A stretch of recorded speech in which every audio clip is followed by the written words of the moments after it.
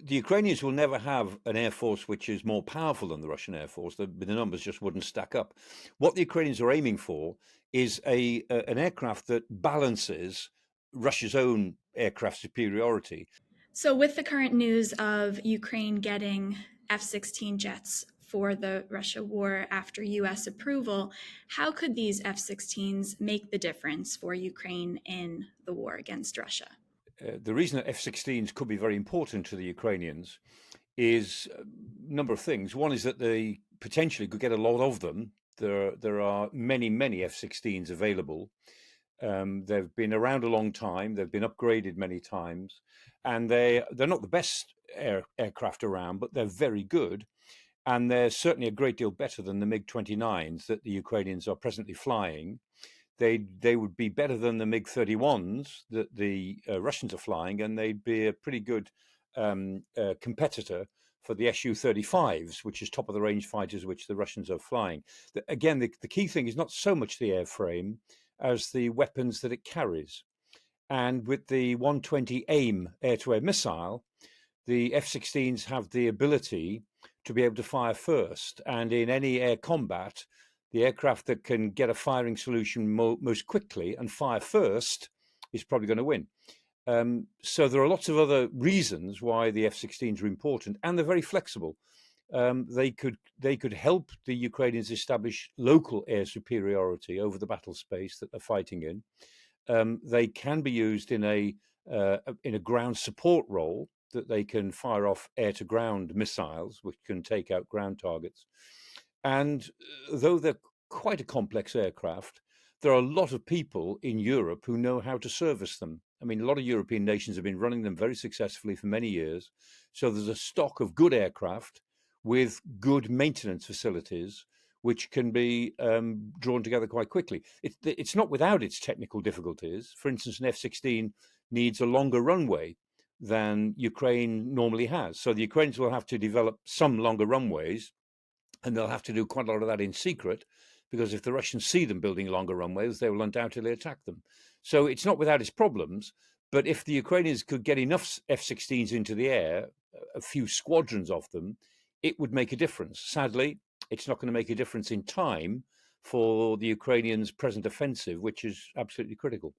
The F 16s were initially designed in the 1970s.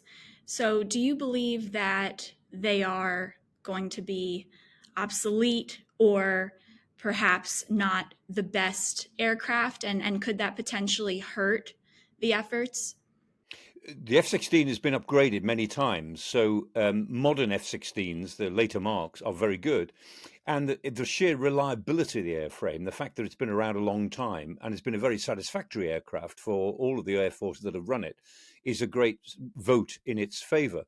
The point is that there's no point trying to give F-35, say, to Ukraine, even if we wanted to, because that's a much more complex aircraft and requires much more backup than the Ukrainians could easily provide. So, as an optimum choice, the sort of aircraft that the Ukrainians can get more of, which is certainly good enough for their purposes, and it won't be the best aircraft available, but it will be better than almost all of the Russian aircraft.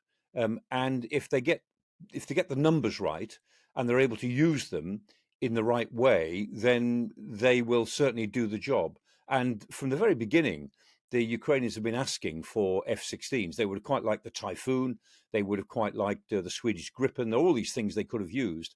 But the point about F-16s is that there are so many of them available. They are so well maintained, not easy to maintain, but they're well maintained, that they're the best optimal solution for what Ukraine needs, except that they needed them 6 months ago, not 6 months hence. Understood. I was asking because Sean Bell said on another station that, quote, the grave risk is that Ukraine gets what it asked for, an F 16 capability, only to find that reality falls well short of expectation. But I'm glad to hear you say that. Now, as Yeah, far but just on as an aircraft by the aircraft comparison, yeah, Sean is not wrong. I mean, he's an air vice marshal, so he knows what he's talking about. He's not wrong on an aircraft to aircraft comparison, but in terms of the force, the sort of whole force calculation which the Ukrainians have got to make, it's the best available choice around, because if they can't, as it were, recapitalize on a better aircraft, except to have far fewer of them even later. So this is, in my view, this is the optimum choice to give them the best force they are likely to have in the next 18 months or 2 years. Right. I want to hear about Russia's perspective on this in the context of the 13 Russian pilots who were killed in the day-long mutiny in June. How do you feel about Russia's perspective of these jets? The Russians will be fairly displeased by the idea that Ukraine is getting F-16s, and they'll do what they always do, which is make dark threats about the war getting worse, and they'll probably make nuclear threats. They do that on a regular basis. And the fact is, I mean, the Russians are doing their worst at the moment. So, how much more could they do when they're pulling every lever they can think of to actually frighten Western Europe and the United States into not helping the Ukrainians anymore? Um, they will be concerned because they don't have air superiority, but neither do the Ukrainians. And that's the point, is that the Russians are able to put in more aircraft themselves, particularly their Su-25s, which are ground attack aircraft, and their Su-35s, which are good air superiority aircraft, and particularly helicopters. The Ka-52 is a very effective attack helicopter, it's like the Apache helicopter in the West. And so the Russians, even without air superiority, are able to hurt the Ukrainian offensive, which they have been doing, with the aircraft that they've got. If the Ukrainians could deploy enough F-16s in time, that would neutralize Russia's advantages, not superiority, but advantages over the immediate battle space in the south, in Zaporizhia and in Luhansk and Donetsk. So they certainly won't be happy about this, but they will also rely on the fact that these F-16s will not be in Ukrainian hands in sufficient numbers in time to make much difference between now and next year. And by next year, the Russians are hoping that they will, by then, have conducted another grinding offensive, and that the Ukrainians will then be on the back foot again and will not look as if they can win the war, that the war will just be going for a stalemate. And at the moment, the Russian strategy isn't a strategy to win, it's a strategy not to lose and to create a stalemate so that Western powers get fed up with the whole thing and pressurize Ukraine to give up territory. There are landmines in Ukraine, which can slow the progress of the counteroffensive. These F 16s avoid those landmines. So, how will air power, do you believe, speed up the counteroffensive? There's two ways in which aircraft like the F-16 would make a big difference. One is to keep the skies clear of Russian aircraft, so that removes one threat to Ukrainian sappers, engineers working their way through the minefields and across the anti-tank ditches. One of the things that is so destructive about these fixed defenses that the Russians have laid down is that because it slows down the side trying to get through them, they can be attacked from the air. They can be attacked with artillery, but particularly attacked by the air, particularly with aircraft missiles launched from aircraft, and especially the Ka-52 attack helicopters. If F-16s are able to clear the air of Russian aircraft, then that takes away that threat to Ukrainian ground forces. That's the first way in which they can be effective. The second way is that they can conduct ground attacks themselves, not particularly close ground attacks. They're not like the old A-10 Warthog, which is the famous aircraft that is like a tank in the air, and is loved by certainly all the troops who are on the ground. Less so by the pilots who have to fly it, because it's a very dangerous thing to do.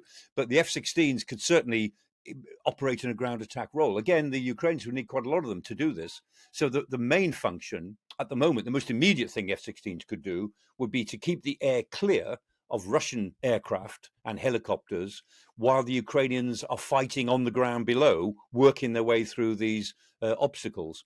But that, sadly, is not going to happen, because the Ukrainians won't have them in time to help them get through those obstacles. They're going to be hitting those obstacles in the next month, and then we'll see how they get on after that. We're talking here about something that will be, as it were, available to the Ukrainians sometime next year. Speaking of next year, Mark Galeotti wrote in the Times that the war won't be over by Christmas. And also, it's been said that these F 16s won't be given to Ukraine this year. So, what is your perspective on this? When do you think the F-16s will be given? When will the training program be finalized and completed? And when do you think the war will be over? Just on the question of the aircraft, there's not much excuse for any further delay. I mean, the aircraft are there available. Denmark and the Netherlands have already laid off F-16s in order to re-equip with the F-35. So those are operational aircraft. They are ready more or less to fly away now. And there are enough aircraft available now, today, to form, say, 4 squadrons, which would make a difference. The question is, how long does it take to train the pilots? And that really depends on which pilot you're talking about. If you're talking about a novice pilot, then you're not just trying to train that pilot on the F-16. You've got to train them in combat flying and night flying and navigation, all the rest of it. But if you take a combat pilot, and some of these Ukrainian combat pilots are the best in the West now because they're actually fighting. They're flying and fighting in a way that Western pilots have not done for some years. And so these people know what combat flying is all about. And their problem is simply to convert to a new aircraft with new systems. That shouldn't take so long. However, the training program at the moment is going at a snail's pace. If the West was really serious about this, we ought to be able to put together an emergency training program for 50 to 100 pilots, not 6 by Christmas, which is laughable, to be honest. And if I was in Kiev, I'd be pretty annoyed about that. But there you are. That's where we are with it. These aircraft will not be flying. It's fear. The United States is in a state of real fear that somehow they will cross another threshold. We cross every threshold, and we know we're going to do it in advance. And when we cross the threshold, we worry about what the Russians will do. So we didn't want to cross the threshold of more artillery, but we did. We didn't want to cross the threshold of multiple launch rocket systems, but we did. We didn't want to cross the threshold of main battle tanks, but we did. We didn't want to cross the threshold of aircraft. We all knew we would, and we have. And again, my challenge to the Biden administration is, how much worse can the Russians get? I mean, other than making veiled threats all the time and other than saying terrible things, what are they going to do that they're not already doing? The answer is nothing, as far as I can see. So it's just sheer fear on our part, somehow, that this sort of dictator in the Kremlin is deterring us from taking him on properly and fully, which is what we need to do, because we're in this war up to our necks, whether we like it or not. That's my own view. How long will the war last? Well, this is a generational struggle, so the struggle will go on for a couple of generations. So you're talking about 40 to 50 years, in which time Russian society, the elite, the government, and the most of society in Russia think that Ukraine has no right to exist. And that's not a big number, 40 or 50 years. If you think about the Cyprus crisis, that began in 1964. The crisis in the Balkans began in 1992. These things go for 30 or 40 years. Now, that doesn't mean to say they'll fight all of that time. So what we can foresee, this is the second war in Ukraine. The first one was 2014. This is the second one. There will be perhaps an unstable ceasefire sometime, perhaps next year or the year after. That might last for 18 months or 2 years. That will break down. Then there'll be a third war and an unstable ceasefire and a fourth war, and so on. And the task for the West is somehow to stop that dynamic developing, somehow to put some security guarantees into Ukraine at the point of the ceasefire, whenever the next ceasefire is possible, in order to stop that natural rhythm of ceasefire, war. But it will go on for a very long time. The present fighting will certainly go into next year and possibly the year after. And it all depends. I mean, the Russians won't stop. Even if Putin goes, he will not be replaced by somebody who wants to stop the war. There might be a different approach to the war, but we have to accept that the Russians will continue this war for as long as they can keep on fighting it.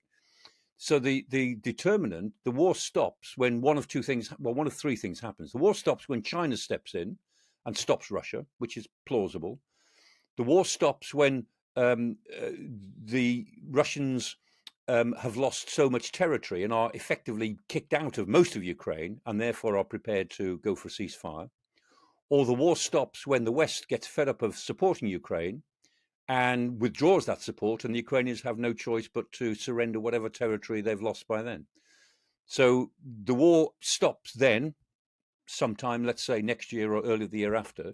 And the argument is, how favourable are terms on which will it stop, or on how favourable a set of terms will it be from Kyiv's point of view?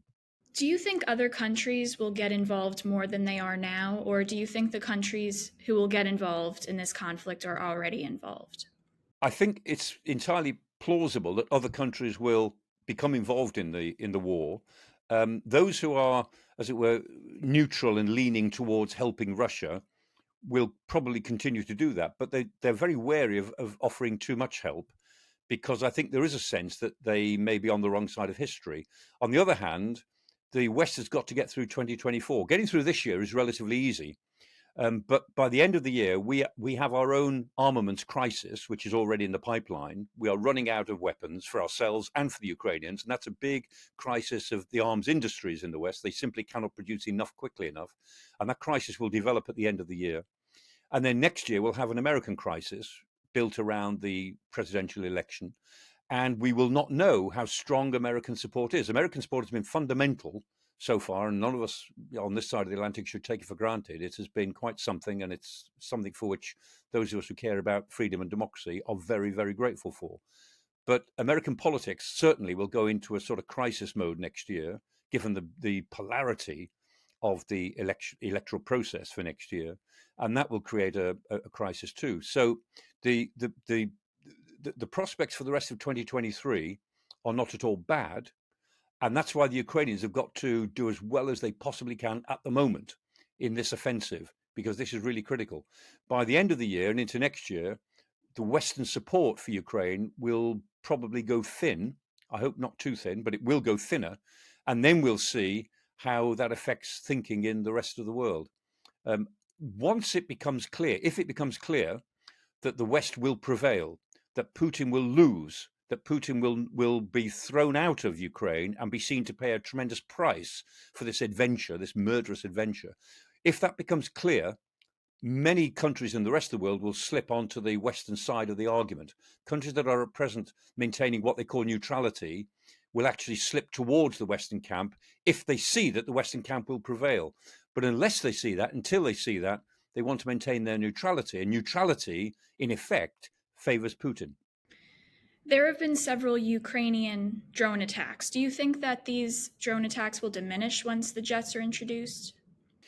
The drone attacks are a curious case, actually, and I'm not very much in favor of them, because Ukraine never claims to be behind these attacks, and it's not clear that these drones are starting from Ukraine. I mean, it's 400 or 500 miles from the nearest point of Ukraine to Moscow, and most of these drones are aimed on Moscow, and yet they're going that distance without being intercepted until they're in the last 3 or 4 miles of their flight. That suggests to me that a lot of these drones are being launched from somewhere inside Russia. So who is launching them? We're not sure. But I can't believe that Kiev doesn't know about it and doesn't somehow collude in the creation of these drone attacks. And the point about these drone attacks is that they give a psychological boost to bring home to the Russians the fact that war is not without consequences, but they do, no appreciable damage at all. And they support Putin's contention that this is a war against Russia itself, not a war to reverse his aggression in Ukraine, but a war against the Russian homeland. And I personally think that they do more political harm than good in creating disquiet among the Russian public. That's my own view. And I think they're also that if the Ukrainians are behind these attacks, I think they're playing with dynamite, because the possibility that Western powers will see that they don't want to support Kiev if it looks as if Kiev is attacking Russia directly. That's the one red line that we have set out, and we really mean. Western weapons must not be used to attack Russia directly. Otherwise, it looks like a NATO attack on Russia, which is not what this war is all about. And these drone attacks create a sort of grey area. Ukrainian-produced drones launched by somebody in support of Kiev, maybe with Kiev's connivance, probably with Kiev's connivance, doing some damage in Russia, no appreciable damage, but supporting Putin's view of what this war is all about. That's politically very dangerous. And if I was in Kiev, I'd either stop it happening if I could, or I would dissociate myself from it. But they don't. I mean, it's their decision. But I think they're playing with fire when they do that. As written in the Times, quote, U.S. defense officials have made it clear that the objective of the F-16 project is not to provide Ukraine with a war-fighting capability to back up its counteroffensive against Russian positions in the south and east of Ukraine. Instead, they say it is to reinforce the country's long-term defenses against any future aggression from Moscow. What are your unquote? What are your views on this?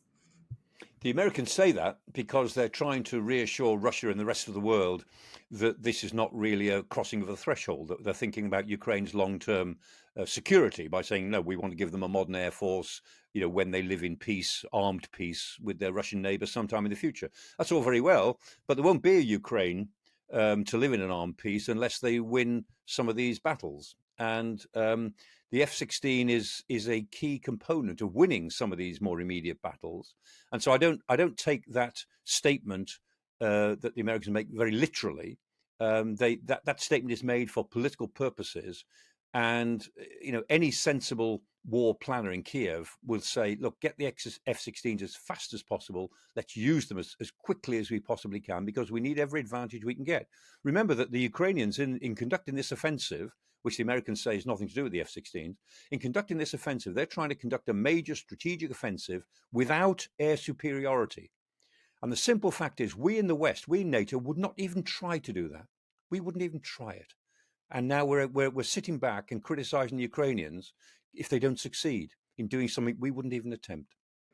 How many innocent civilians do you think will be impacted by these jets? Will it result in lives lost or lives saved? There's no reason to believe that civilians in Ukraine or anywhere else, for that matter, are in any grave danger because of the use of F-16s. Again, I go back to what I said before. The airframe itself isn't the key question. The key issue is, what weapons does it carry? And F-16s, given that they're air superiority jets and they can have a ground attack role, do not deliver indiscriminate weapons. They're just not equipped to do it. They deliver weapons against other aircraft and against certain ground targets. So it's all to do with the missiles or bombs that they carry. But you wouldn't use F-16 jets to attack civilian areas, not very efficiently anyway. They are a battlefield weapon for an air battle and potentially for a ground battle, but mainly for an air battle. So I don't think that the question of civilian casualties for anybody becomes a relevant issue. Earlier, you said that Ukraine, with these F-16s, Ukraine's air force will almost be stronger than Russia's. Do you think that these F-16 introduction, this will balance the battlefield, or will it be top heavy in one side or the other?